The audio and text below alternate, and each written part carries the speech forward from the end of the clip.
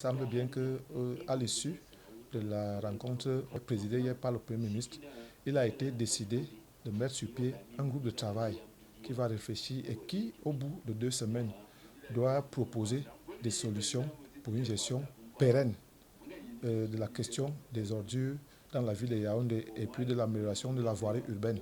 Maintenant, revenant à votre question, je ne suis pas sûr que la solution se trouve uniquement à la communauté urbaine de Yaoundé ou alors que la communauté urbaine de Yaoundé aura une solution magique si les autres acteurs ne s'impliquent pas. On ne vous le dit pas assez, mais sachez que le problème des ordures, par exemple, à Yaoundé, naît de ce que les précédents contrats sont arrivés à échéance le 31 décembre 2023. Et le maire de la ville de Yaoundé n'a pas attendu cette échéance-là pour lancer le recrutement de nouveaux opérateurs. Mais tenez-vous bien, la procédure a pris 1 an à cause des tracasseries dans différentes administrations chargées de connaître de ce dossier. Et lorsque la procédure aboutit finalement au bout d'un an, c'est-à-dire en décembre 2024, et que l'entreprise Isacam, pour ne pas la citer, est adjudicataire ou attributaire de 3 des 4 lots.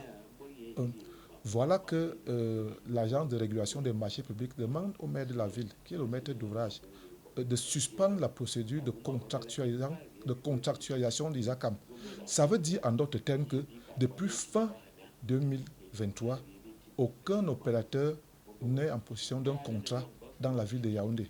Et le maire de la ville s'est battu à son niveau pour maintenir minimalement ces opérateurs sur le terrain. Imaginez un peu ce qui serait arrivé si on avait eu la présence d'aucun opérateur pendant tout ce temps. Et Yaoundé qui produit en moyenne 3000 tonnes d'ordures par jour. La ville suffoquerait ce jour.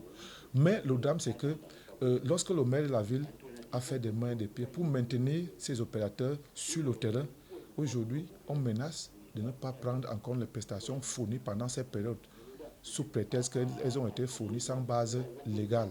Le problème des ordures également, ce n'est pas seulement le contrat. Lorsque le contrat aura été signé, le problème fondamental, c'est le financement, qui sont insuffisants. Pour les prestations déjà fournies, les décomptes ne sont pas payés parce que au trésor, il n'y a pas assez d'argent. Et le budget de la communauté urbaine de Yaoundé seul ne peut pas supporter cette activité qui est lourde. Parce que en 2016, et les chiffres ont dû évoluer entre-temps, en 2016, la Banque mondiale a fait une étude qui a établi il faut 16 milliards par an pour que Yaoundé soit propre.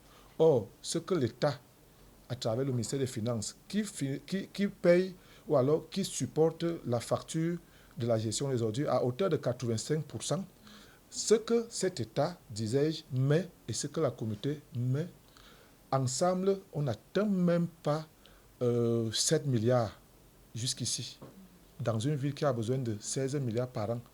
Vous voyez bien que nous sommes très loin du compte. Donc, la solution au problème de l'insalubrité à Yaoundé réside dans la mobilisation plus accrue des financements.